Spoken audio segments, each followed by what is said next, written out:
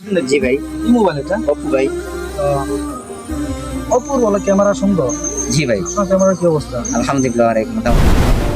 মামা ওই দেখ দুটা মুরগি পাইছি রে, দুটো টাইফুন আছে, পটটা দিয়ে দে। এই যে ঠিকানা একটা রয়েছি, ঘুরে যা জিঙ্গা মই ঠিকানাটা কোনায় বের করে দিব আর কি তুই আর কি ইয়ার ভিতরে, আর আমি এমনি অস্ত মজা কাম করে দেখা এগুলো আপনার ভাই না? জি ভাই। ভাই আপনি কি এই এলাকার? হ্যাঁ আমি এই এলাকার। কেন ভাইয়া? এটা কোথায় দেখেন তো? ও জিশানদের বাড়ি, এটা তো মিজি বাড়ি, এদিক দিয়ে চলে যান।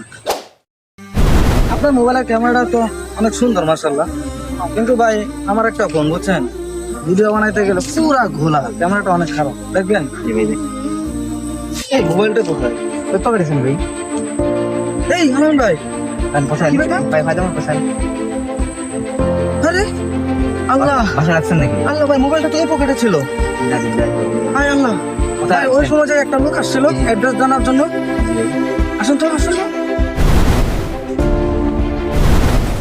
ওই তো ওই লোকটা অ্যাড্রেস জিজ্ঞাসা করছিল, ভাই ওই কাজটা করছে। তিনি ডক্টর কই সর্বনাশ ভাই, আমার আইফোন চলে গেছে ভাই। ভাই আমার আইফোন, এখন জিজ্ঞেস করা উচিত, এখন জিজ্ঞেস করা উচিত। আমি ভাই এখন কি করবো ভাই? এই লোকটাকে জিজ্ঞেস করা যায়। হ্যাঁ ভাই, ভাই আপনার কাছ থেকে একটা পরামর্শ চাই ভাই। ভাই আমরা এখানে দাঁড়িয়েছিলাম বুঝছেন, তো একজন লোক অ্যাড্রেস জিজ্ঞাসা করতে আইসা ও আমার আইফোনটা নিয়ে গেছে ভাই, আইফোনটা আমার চুরি করে নিয়ে গেছে। এখন কি করা যায় ভাই? কি করবো আমরা? আমি চাইছি তো মনে হয় না পাওয়ার সম্ভাবনা বেশি, কারণ এখনকার আইফোন যারা চুরি করে ওরা এক্সপার্ট লেভেলের চোর। তারা আইফোন ইউজ করে না, তারা ওইখানে বিক্রি করে ফেলে, যেখানে বিক্রি করে ওইখানে লোক ওনারা যে মোবাইলের যে পার্টস গুলো আছে ওইগুলা বিক্রি করে ফেলে, তার কারণে আইফোন না পাওয়ার সম্ভাবনা বেশি। ভাই এখন কোনো উপায় নাই, আর পাবো না আমি আমার আইফোনটা।